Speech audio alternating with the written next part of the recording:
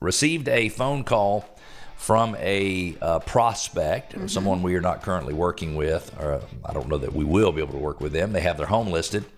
They listened to the radio, and they decided to call me because they're not getting the results that they want. And long story short, they have a buyer who wants to buy their home. Yeah. But they don't feel like the buyer is very strong. They feel like the buyer might have some challenges getting the home closed, and they're nervous about putting the home under contract with that buyer and then being stuck with that buyer throughout the entire term of the contract. Meaning, if it's going to close in late January, they don't want to have to wait until late January to figure out whether or not it's going to close. Understandable. So a solution for that problem would be a kickout clause or a kickout amendment or agreement or exhibit, whatever you have. So why don't you tell everybody, if you don't mind, Tammy, what are the basics of a kickout agreement? What is it? How does it work? It's pretty simple. So it is a provision in a contract that allows a seller to go under contract with a buyer on a specific contingency. Most typically the sale of the buyer's home. Okay. But it's a clause in a contract that allows a seller to enter into a contract with a contingency with a buyer, and it also gives the seller the ability to kick out that for what we call a first place buyer. If another buyer comes along, they can continue to market their property. They can continue to entertain other offers, which we call backup offers.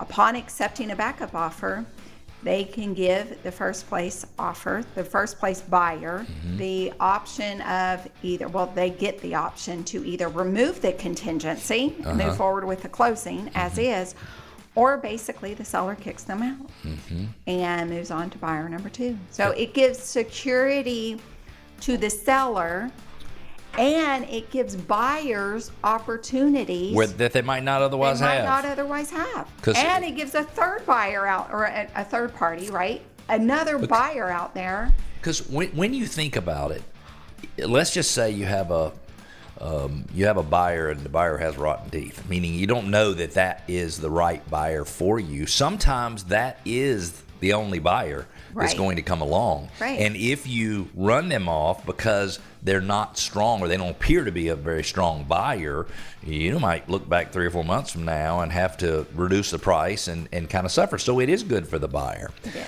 So seller enters into a contract with a buyer that they consider not to be ideal. So they want the opportunity to continue to be able to accept offers for the property. So they include a kick-out contingency clause, or whatever you call it in Dallas. That's what it's called here in Atlanta. And it specifies that up until a certain date, like up until the day of closing, the seller has the ability to kick out a buyer or issue them notice that they've gotten another buyer with better terms. Right. And in Georgia, they have X number of days or X number of hours to remove not just the contingency, but all contingencies. So all contingencies. Meaning in Georgia, the way it's written, if they had appraisal, if they had financing, they can't decide anything other than, are we willing to move forward and be firm on this deal, meaning where we have no way to get out. How does it work in Texas? It is specific. The kick-out clause in Texas is specifically tied only to the sale of another property. Oh. Interesting. Yeah. So it's not a general, whereas, when I was giving my definition, that's a general term of a kick-out clause. But in Texas...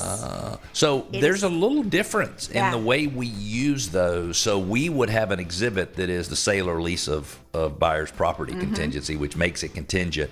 But in most cases, the seller doesn't have the opportunity to kick them out. You could add a kick-out clause as well. So you could say, hey, we're going to give you 30 days to sell your home. And, if we get something better, we're going to give you this notice and you have to remove all your contingencies in Georgia, not in Texas. Yeah. So, and sometimes it's good for the seller. It's good for the buyer because they get an opportunity to buy. Sometimes, as I mentioned before, the seller's not going to have any other opportunities to sell that home. Right. Now, in Georgia or in your MLS, do you enter the property when they're in a kick-out clause? Do you put in the MLS that it's in a kick-out clause? Or do you keep it as just active? So we keep it as just active, but let me give you some additional background on it. In most cases, I recommend to the seller that if they're going to accept something that they're not really sure about, and we're going to have a contingency kickout, that we need the opportunity to continue to list it as active, but that we should not do that without the permission of the buyer. And so we actually put a stipulation in the agreement that says all parties agree that the property is going to continue to remain as active in the listing service.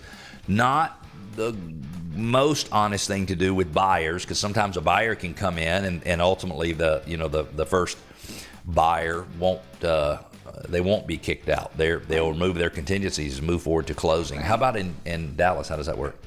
So you bring up an interesting thing, because I have not spoken with our attorney about what if we get everybody's agreement, but the MLS rules require us to have it as active kickout. So it shows up as active, but it also shows it is a kickout. Yeah. And I think what we have is AUC contingent, active under contract contingent. Oh, okay. Yeah. And so anyway, who knows? Maybe we're I don't think we're violating any laws because both parties are agreeing. Right, in my opinion, right, yeah. The two parties agree. It Yeah. doesn't matter what the listing service says in For sure. some cases. So interesting. Kick out clause can be valuable for buyers. It can be valuable for sellers.